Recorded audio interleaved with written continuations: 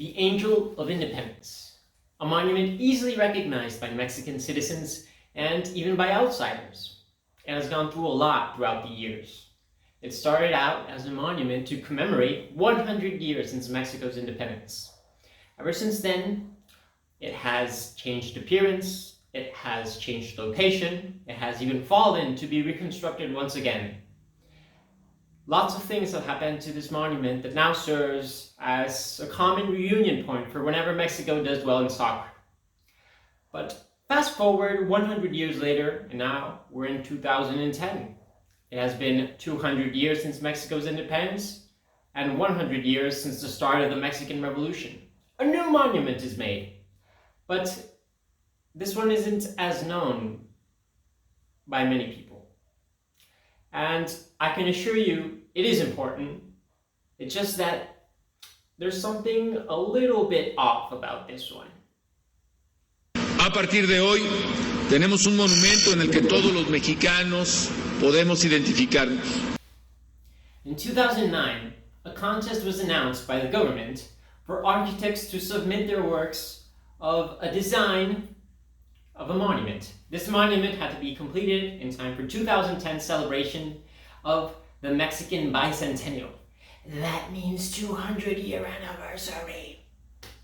The contest had stated that the architects had to submit their ideas for an arc-like structure, think maybe, I don't know, l'Arc de Triomphe in Paris, or something similar along those lines. So, with that being said, the winner of the contest had the following design. What a beautiful arc! The architect at helm, César Pérez Becerril, envisioned the structure I just showed you, alongside with an open space for people to walk around and enjoy their leisure time. This open space would also serve as a connection between the monument and the entrance of Mexico City's Bosque de Chapultepec. Many of the features the architect had initially envisioned for his project didn't make it into the final cut. The open space I talked about earlier, nope, didn't make it. And if you search up the architect's original plans, you can find many other features that unfortunately didn't make it as well. So as time went on, the project kept losing features, it grew smaller, but curious enough, the project kept getting even more expensive. By early 2010, it was pretty clear that the project was not going to be completed in time. In fact, it wasn't. It was released 15 months later. That is well over a year after. And what got people so mad about this project was how expensive it was for how little it became.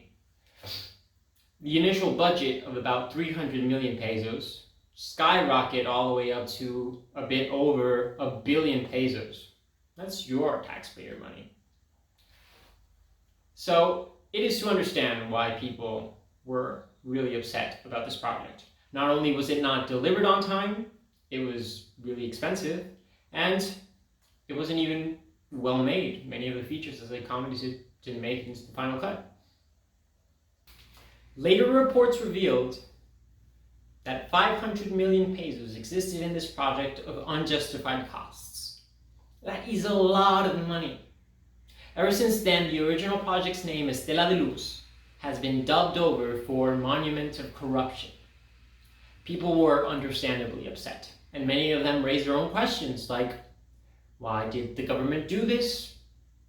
Why does the government even get involved in projects of these nature? Who even decides what projects are being done by the government? Who is responsible for all of this? And in a certain way, we all are. Mexico lives in a democracy, and in a democracy, you have the power to vote. We have elected these individuals that are making us so unhappy. So what can we do? Well, it doesn't matter what you do specifically. It matters what the majority does. So the best you can do is try to educate yourself and educate the people around you as well. We live in a new technological era. We have cell phones, tablets, television. There are so many ways of accessing information. And not only that, that information is practically It's enormous. You can find anything about anything. So use it to your power. In a corrupt society, you can only elect corrupt leaders. I believe we have not reached that point yet. Not all is lost, and there is a bit of hope in the form of voting.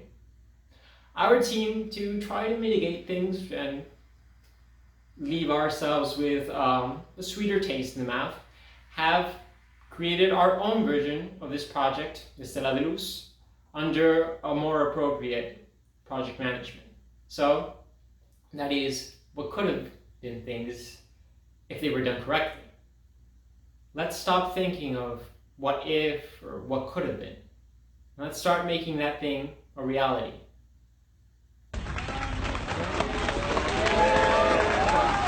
Se va a prestar y el bridón, y retiemble en sus centros la tierra, al sonoro rugir del cañón.